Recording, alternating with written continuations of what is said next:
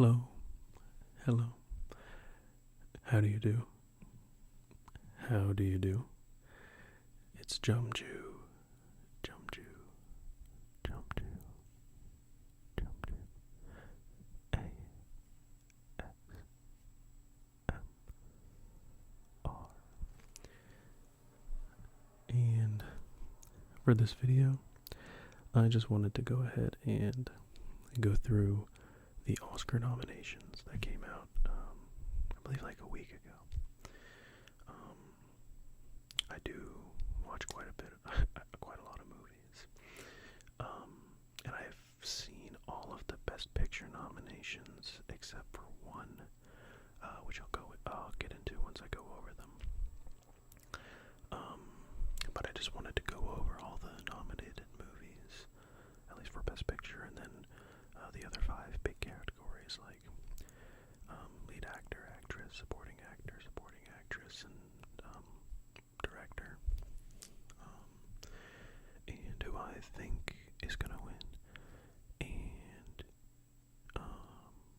who I want to win. But I'll go ahead and just go ahead and begin.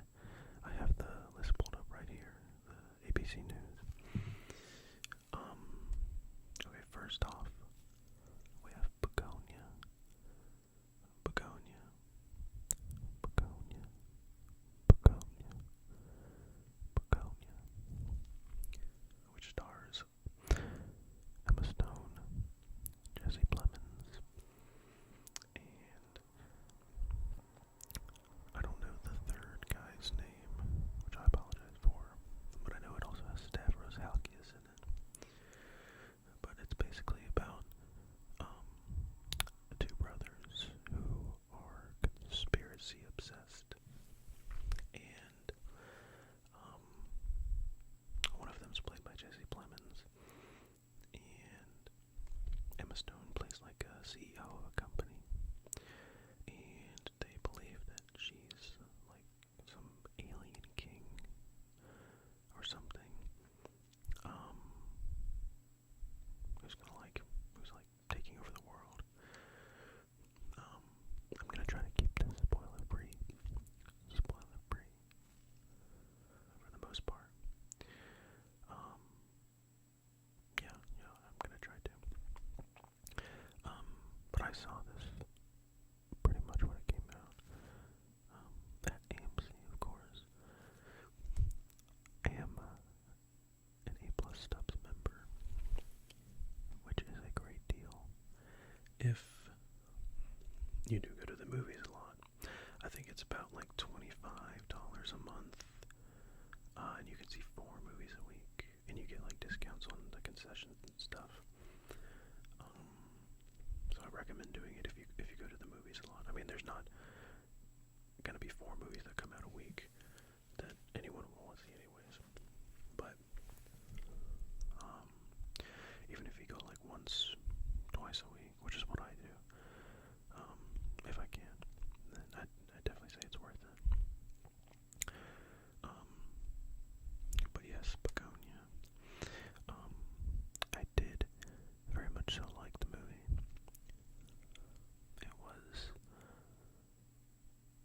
It's directed by Yorgos Lanthimos, who, if you haven't seen any of his movies, he has a very unique, odd style. Kind of like offbeat a little bit. But I did think Emma Stone was very, very good in it. And I don't know, I mean, Jesse Plemons is just so good at playing little demon guys, I don't know. I did think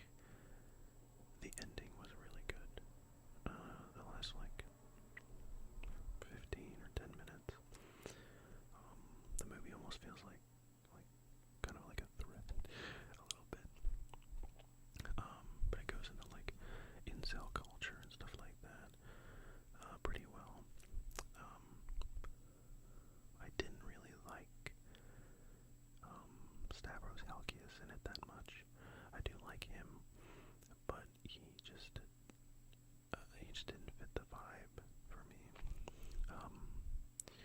But it does have one of my favorite scenes in a movie this year, where they're all at like a dinner table. Like Emma Stone, Jesse Plemons, and his brother. It might be his cousin. I can't remember. But yes. And then we have F1. F1. F1.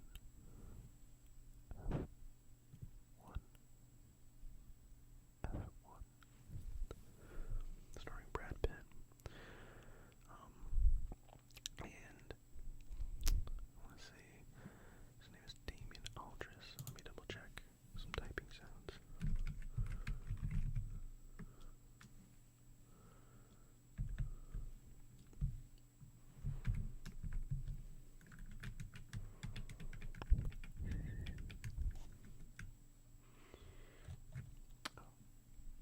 I typed in F1 and it came up with the actual F1.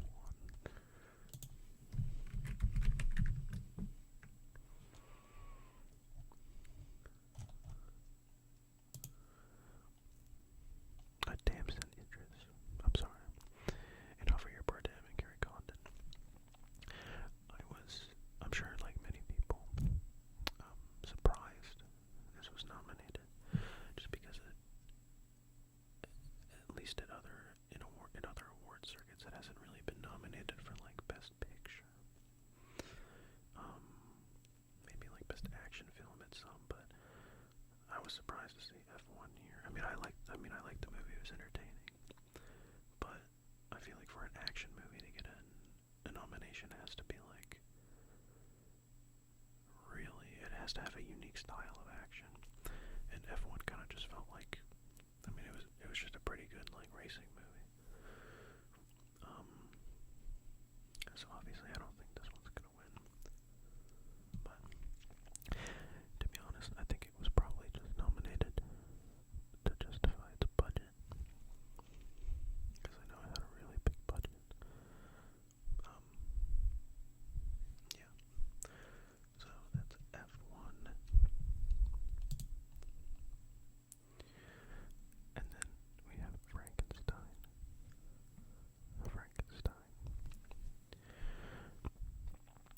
Directed by Guillermo del Toro, starring Oscar Isaac and Jacob Elordi. It released on Netflix like at the end of last year. This was a really gorgeous movie. It deviated from the book a little bit by introducing one character that's not in it, played by Christoph Waltz, who, I do like Christoph Waltz a lot, but he's not very versatile. He does his job. He's very good in the Tarantino movies.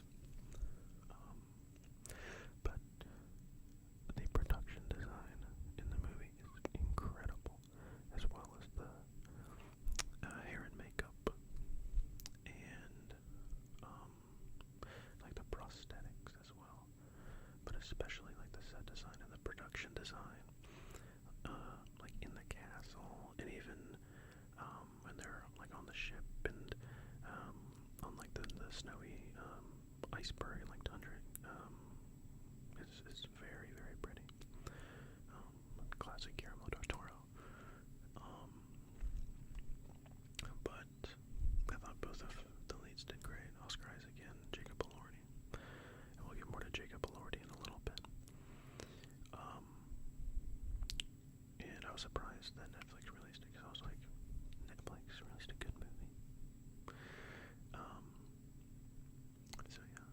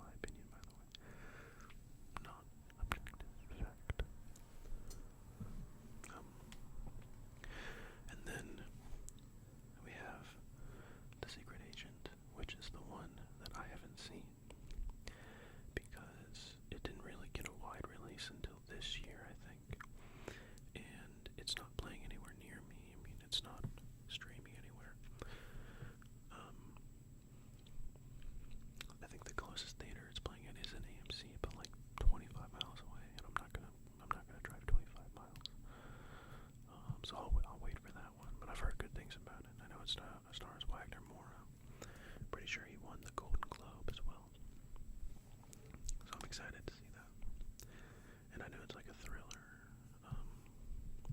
Not exactly sure what it's about, but I'm excited. Do I think it's going to win Best Picture? Probably not. Probably not. Because I think there's like one clear, well, actually maybe two front runners, with one having a pretty significant edge in my opinion. But next we have Sentimental Value. Sentimental Value. Sentimental Value. Sentimental Value. Sentimental Value. Sentimental Value. Directed by Joaquin Trier. He directed what's it called? Worst Person in the World a few years back. I think also starring the same actress in both films. I think what's her name? Renate Rensva. I'm definitely butchering that name. But I did see that in the theater. I saw that by myself. I think there was only like one other person in the theater with me, maybe one or two. But I was phenomenal. It was definitely in my top 10 of last year. It's like one of those movies that it's I think in my Letterboxd review I literally said it's like a genuine art house movie, because it's about like this family like reminiscing on the past a little bit in their childhood home, and Stellan Skarsgård's character, who's like the father of Renate, and her sister. He's like directing a movie, and he wants his daughter Renate to be like the lead. She doesn't want to. I mean, she is an actress in the movie as well. So he ends up hiring Elle Fanning, and it's just kind of a interesting way of showing how you feel. I got kind of the same vibe from Hamnet as I did from Sentimental Value and what it was trying to say, I think. Expressing grief through art, or expressing just some sort of emotion through art, just told in like a beautiful way. Everyone in that movie did a fantastic job, but Stellan Skarsgård, like, he's just so subliminal, like in the best way possible. He doesn't overdo anything. You think he's gonna be like a tough guy, of course, but no, it's very, very like down to earth, a very down to earth movie, in my opinion, filled with like the normalcy and the chaos of everyday life. But yes, I don't think it's gonna win Best Picture though.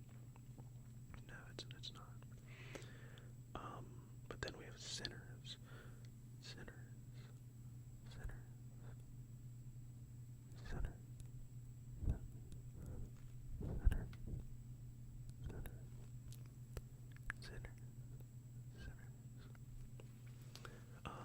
Directed by Ryan Coogler, starring Michael B. Jordan and Haley Steinfeld and Jack O'Connell and Delroy Lindo and Wunmi Masako, I think her name is. I can double check that in a little bit. But I've seen that one twice now. I saw it once when it came out in the theaters, and I just rewatched it last week with my roommates, actually. It is a really, really unpredictable movie, at least the first time. And it is very important. It has one of the, probably again, top 3 scenes of the year. And I'm not going to go into detail about the scene, but if you've seen the movie, you probably know what scene I'm talking about. was very, very, very impressive. Just the whole movie in general. It's really hard to clash genres like that and still make it feel cohesive. But it was really, really fantastic. And I have to attribute that to Ryan Coogler, to be honest. Because he's the one that wrote the script and directed the movie. And in other directors' hands, it just wouldn't have come out as cohesive, in my opinion. So I really like that one. That one I think does have potential to win, but I don't think it's the front runner. I think it's probably number 2. Then we have Train Dreams,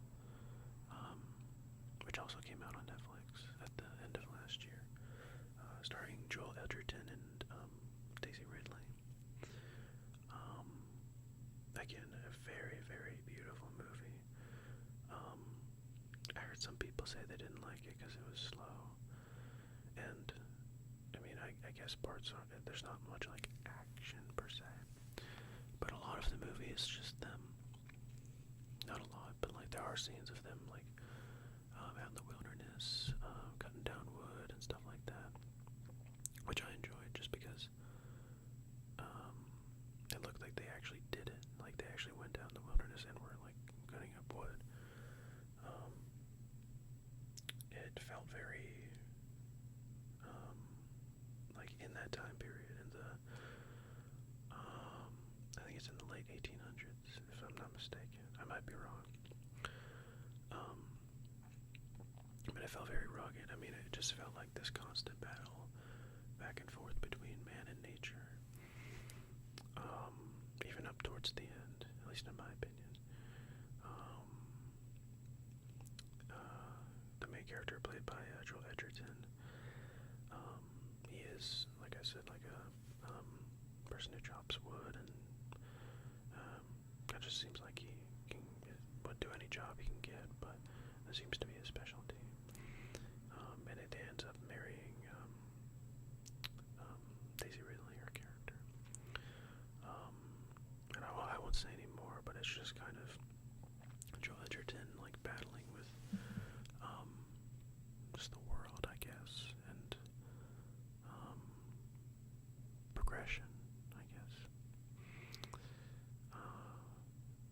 And it was a very consistent movie. I know it was directed by Clint Bentley, who directed Sing Sing from 1 or 2 years ago, which was like one of my favorite movies of that year, probably of the last few years, to be honest. And you can kind of feel the sincerity like leaking from Sing Sing into this movie, just like on a little bit of a grander scale than Sing Sing. I did like Sing Sing a little more, but I don't think it's gonna win. But I do recommend watching it. It's on Netflix. And then next we have Marty Supreme. Marty Supreme.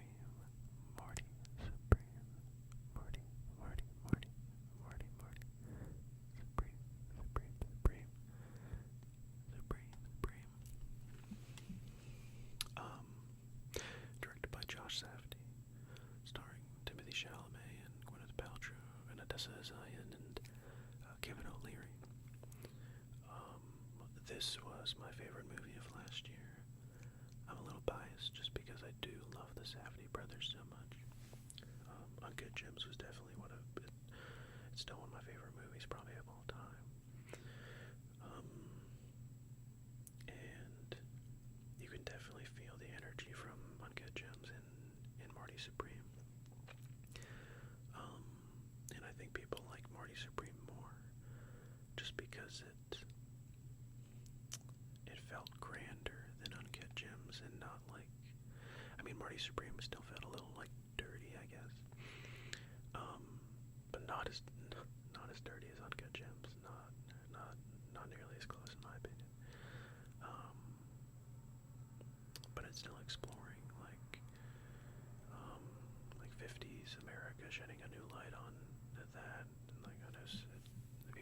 like stuck in the suburbs, but it was kind of like a refreshing take on the 50s, and I do like main characters or like protagonists that have like one or a few like glaring flaws. I guess like protagonists with like no struggle. I mean, who wants to see that? And then I think protagonists who are just battling external forces can be a little exhausting at times. So it's good to watch a movie where a protagonist is kind of battling basically against himself, but in this case unknowingly. But it's about Timothée Chalamet, who plays a ping pong player named Marty Mauser, and him just kind of like going through life in New York City, trying to make a name for himself and like get money to go to fly to tournaments to win the tournaments and become the ultimate ping pong player. I mean, that's pretty much the synopsis of the movie. But it explores themes of like the American dream, a bit like hopefully cynical, if that makes sense. But it's definitely just an experience. It's an experience to watch. And Tyler, the creator's in it. Who knew he could play ping pong? And Kevin O'Leary's also in it. And I think it's funny they casted him in the role because in the movie he plays a billionaire. And that's probably, I just like to imagine that's how Kevin O'Leary like imagines himself to be. Like the nice, like, you know, I'll put you in your place, billionaire that kind of still acts like a billionaire. But yeah, I highly recommend that. I don't think it's going to win Best Picture though, unfortunately. Even though I'd probably pick it too. And yeah, that would probably be my pick for Best Picture. And then lastly, we have the movie that I think is definitely the front runner. One Battle After Another. One Battle After Another. Starring Leonardo DiCaprio and Jason Finity and Sean Penn and Benicio del Toro and Diana Taylor are like the main five, pretty much. And it's just about like a group of revolutionaries kind of just like trying to escape Sean Penn's character. And the first like third of the movie kind of explores one character a little bit, and then it shifts to like years later. But I found the movie to be extremely funny and relatable and important. And I think for those reasons it's gonna win Best Picture. Especially how relevant it feels. With how relevant it feels. I find it funny every time Leonardo DiCaprio was on screen, just, you know, vaping. It's like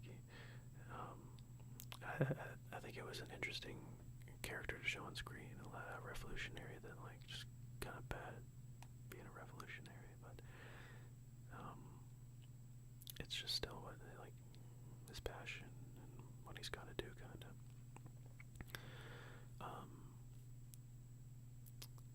It wasn't my favorite movie of last year just because I liked Morning Supreme more just because I kind of liked the chaos a bit more. But One Battle After Another was definitely top 5, of course. But yeah, One Battle After Another I think is going to win, with Sinners as a second. And I would like Marty Supreme to win for Best Picture. Okay, I'm gonna go through the rest kind of quickly, quicker than the Best Picture. Okay, so for Best Director, we have Chloe Zhao from Hamnet, Josh Safdie for Marty Supreme, Paul Thomas Anderson for One Battle After Another, Joachim Trier from Sentiment of Value, and Ryan Coogler from Sinners. Chloe Zhao, I know she directed Nomadland. I can't remember if she won from Nomadland. I think she did. Because I know it won Best Picture. I might be wrong. But I don't think Chloe Zhao's gonna win, even though she did a great job. And when I think of a director, I think of how cohesive the movie flowed, with all like the elements combined together, because that's kind of the director's job. Then we have Josh Safdie for Marty Supreme. I don't think Josh Safdie is going to win, nor would I pick him to win either, actually. I think him or maybe like both him and his brother will win one day. I just don't think it's going to be for Marty Supreme, for Josh Safdie. Even though I think the movie was extremely cohesive. The next one, Paul Thomas Anderson, is who I think is going to win. Who I think should win. I'm not a huge proponent on giving legacy awards, but for this one, I think for his entire filmography leading up to this, and for this particular movie, I think it does make sense to give him the award. And the movie was, for the most part, extremely cohesive. Juggling 2 or 3 different stories at a time. So I'd probably give it to him. Joachim Trier, I'm glad he got nominated. I don't think he's gonna win though. That's all I say about that. And then Ryan Coogler, I'd probably, if there was gonna be a number 2, in my opinion, it'd probably be Ryan Coogler. But I just don't think he's gonna beat Paul Thomas Anderson this year. I think Paul Thomas Anderson deserves to win, and he will win. But we'll see. Alright. Let's go into Best Actress. First off, we got Jessie Buckley from Hamnet. She was very good. And I know a lot of people were putting her first for a while to actually win the award. Everyone knew she was going to get nominated. And after seeing the movie, I don't think it was the best out of the 5 this year. I mean, there was a lot of screaming and crying and stuff like that. But I definitely saw better performances that were maybe just more nuanced, or I just enjoyed more, to be honest. I'm still happy she got nominated. I'm sure she will get nominated again for something in the future and potentially win. Then we have Rose Byrne for If I Had Legs, I'd Kick You. I have seen that movie, actually. I saw it with my mom, which is kind of like, my friend said it was, the movie was like Uncut Gems for single moms, which I thought was funny, which I kind of agree with. It was an interesting watch, a very interesting watch, but Rose Byrne was fantastic in it. I've just been watching a bunch of stuff with Rose Byrne, actually. Sunshine, and I just watched that show Platonic a few months ago with her and Seth Rogen, and I really like her. But she was just like, oh man, I can't even imagine filming that movie. I'll just be in a constant state of tiredness. I think she is going to win.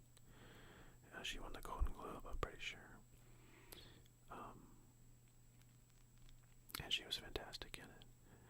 And this is kind of one of those instances where an actress gets nominated for a movie that gets nominated for nothing else.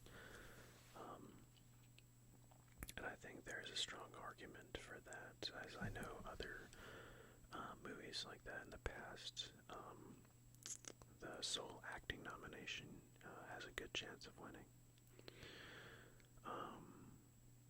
And I just love to see her win, to be honest. And then we have Kate Hudson for Song Song Blue, which I also saw with my family.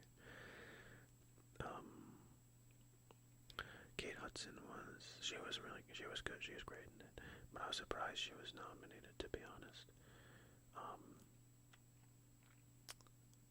I'm trying to think of who else might have been nominated from like a different movie. Give me one moment. Oh yeah, I know people were upset that Chase Infinity from One Battle After Another wasn't nominated. And Chase Infinity was really good.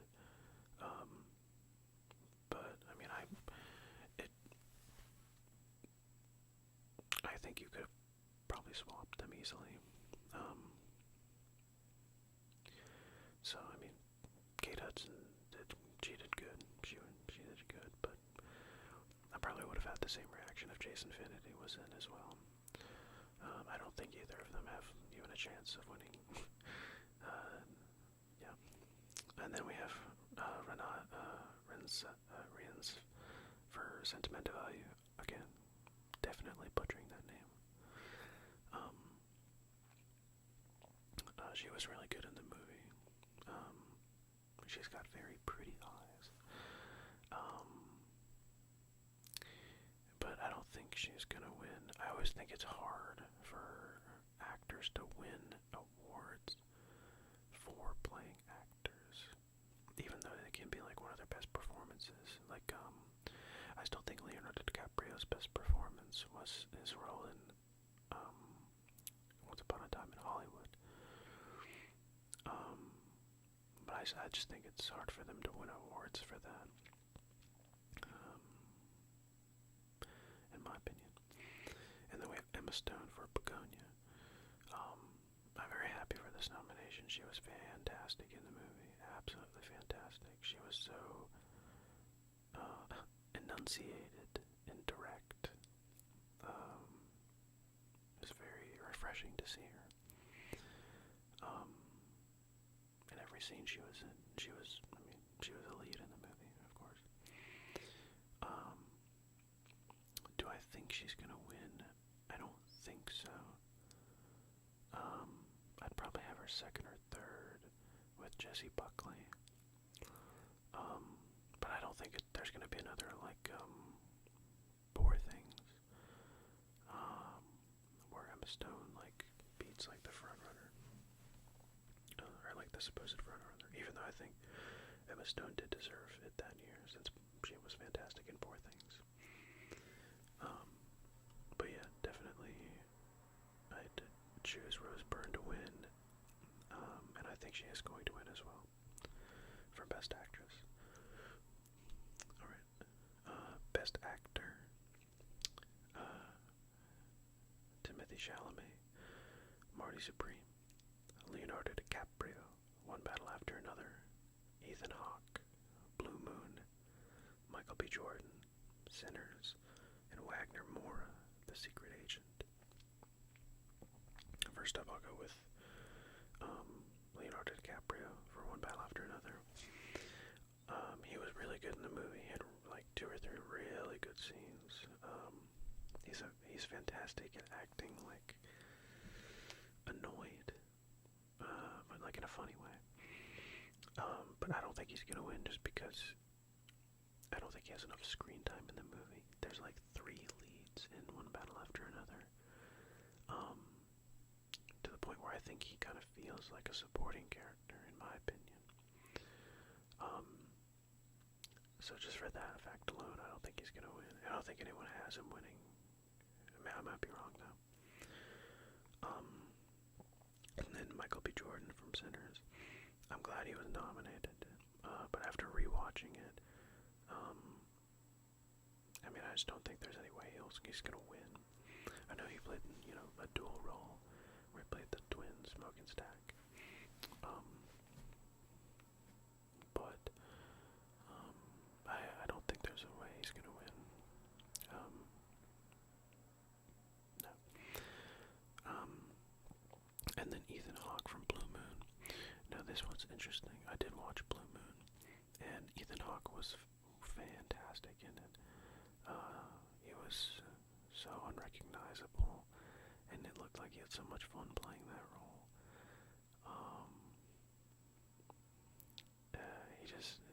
It was just awesome to see him in that role, to be honest.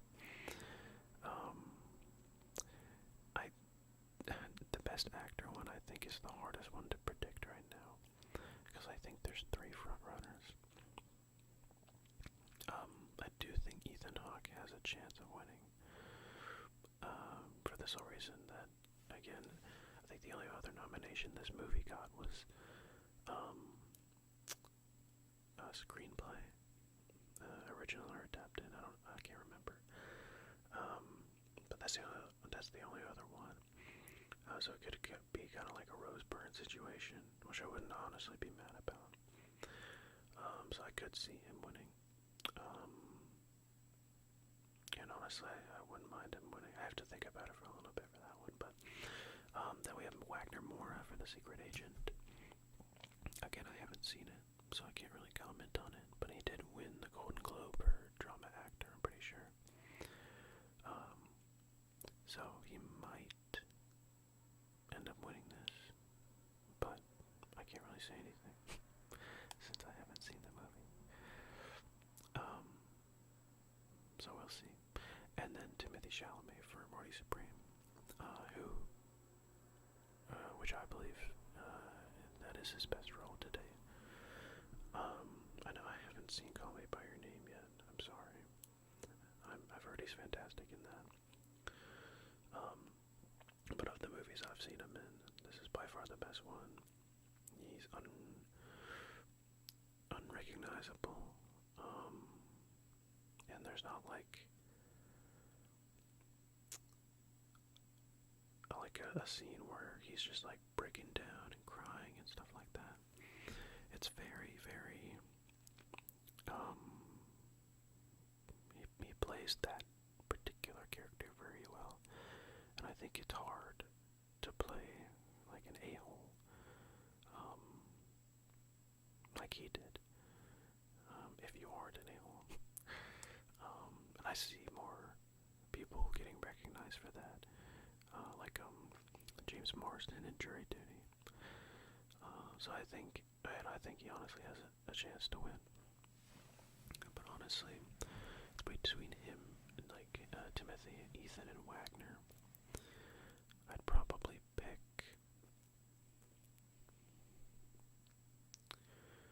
You know what? Screw it.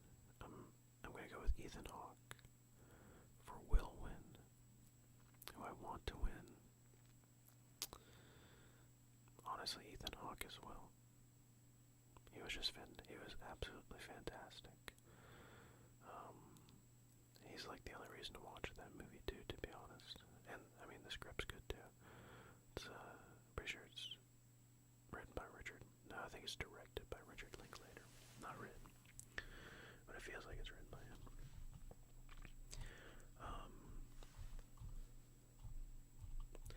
And then we have supporting actor Benicio del Toro for One Battle After Another, Jacob Elordi, Frankenstein, Delroy Lindo, Sinners, Sean Penn, One Battle After Another, Stellan Skarsgård for Sentimental Value. Okay, I'll go ahead and start out with Delroy Lindo and Sinners. When I first watched Sinners the first time, back in April, I think, I walked away saying, like, dang, Delroy Lindo was amazing in that movie. And I think he's going to get an Oscar nomination. And then I didn't see him getting anything. And I was like, dang, I was wrong. And then he got this Oscar nomination. I was like, oh, I feel validated now. Do I think he's going to win? No, absolutely not. Am I happy that he was nominated. Oh yeah, because I'm pretty sure it's his first one. People were upset that he wasn't nominated for The Five Bloods. So that was a happy surprise to see him nominated. But he doesn't have a chance to win. Jacob Elordi for Frankenstein. Again, I'm extremely happy that he was nominated. It was more like a body role, for like half of it.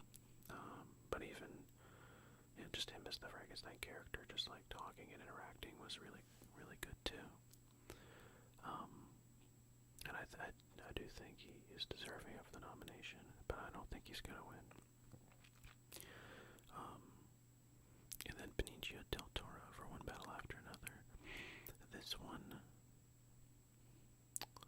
I really liked his character in the movie, but I don't know if he did enough, in my opinion, to warrant a nomination.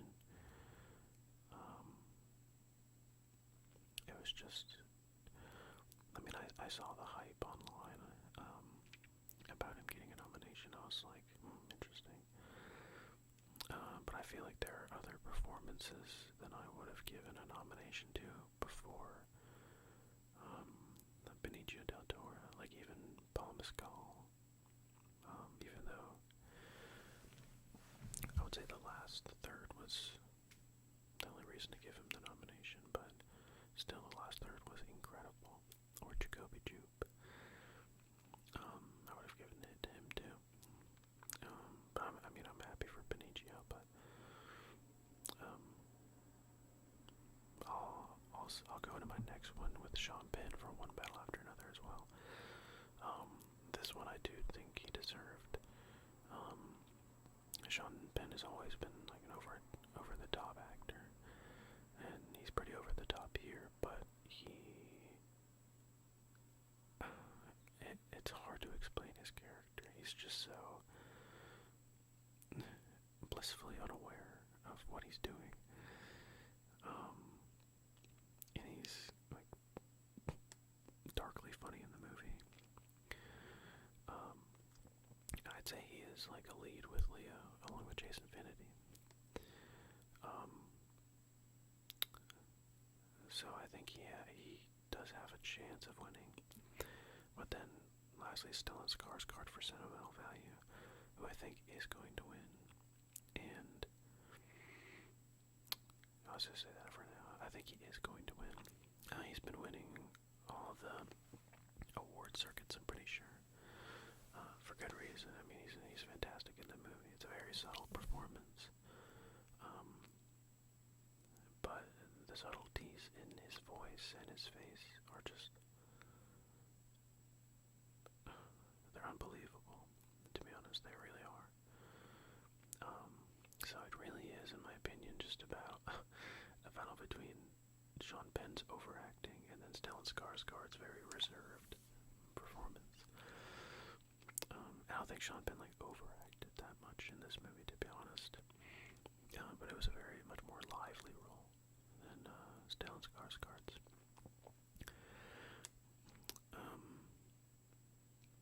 But Sean Penn's already won 2 Oscars, I think. So I think Stellan Skarsgård's gonna win, and I am gonna choose him to win too. I think he's gonna win. Yeah, I'm happy with that.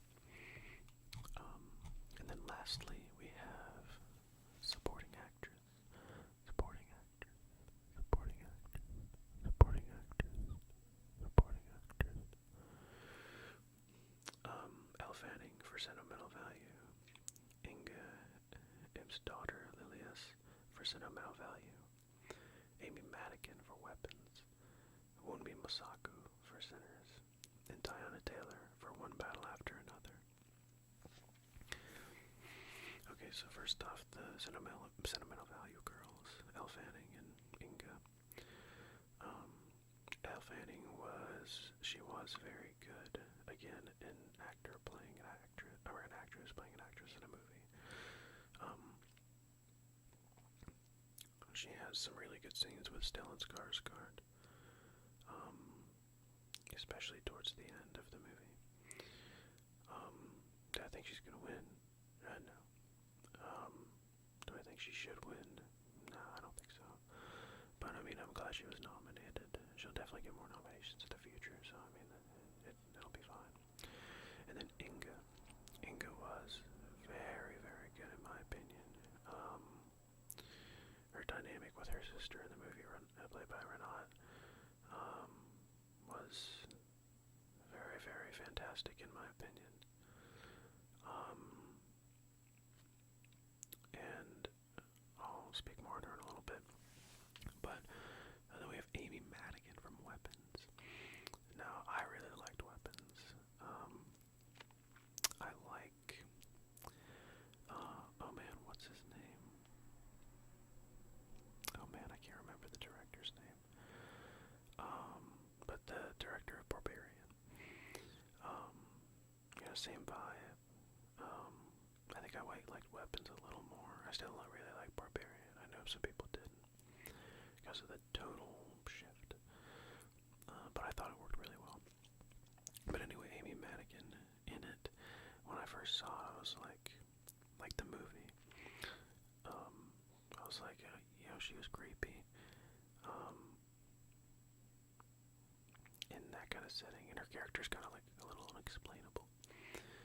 But then I saw a few months later that she was getting like an Oscar buzz. I was like, what?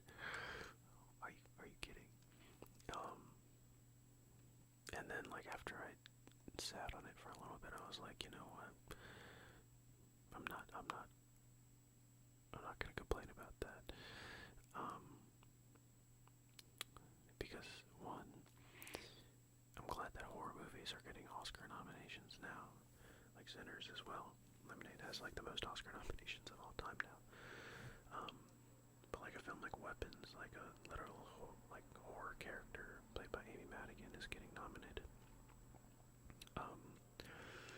And honestly, I see that she's been winning a bunch of critic circles as well, which I was surprised about. I don't know if I would pick her to win. But I'm happy for Amy. I'm happy for her. And then we have Wunmi Mosaku for Sinners. She was very good in the movie. But I don't think she's gonna win.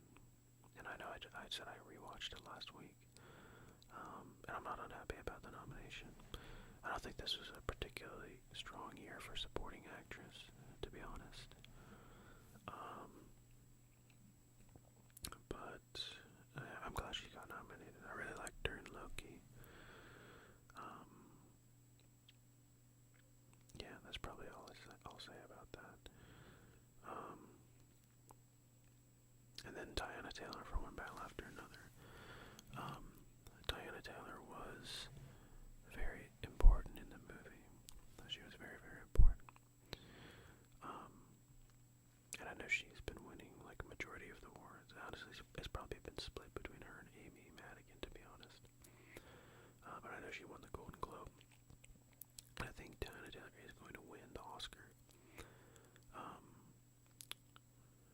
Because I don't think it can win Best Picture without her winning Supporting Actress as well, and vice versa.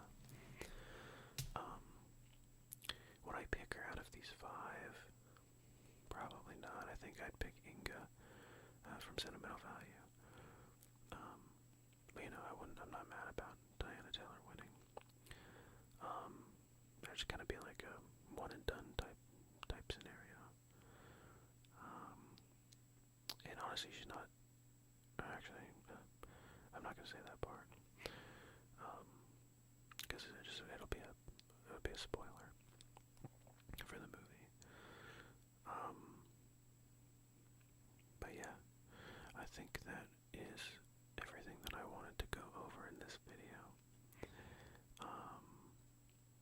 Yeah, I'm not gonna go over like the technical stuff, even though I think it is pretty interesting. I just don't want to be here for over 3 or 4 hours, because I could just ramble on. But yeah, you can comment down below, who do you think is gonna win the acting awards, and who do you think is gonna win director and Best Picture? Who do you want to win? Or if it's the same, just say that. But I'm excited. excited too. And what was you guys' favorite movie of last year? I'm curious. Let me know. Let me know.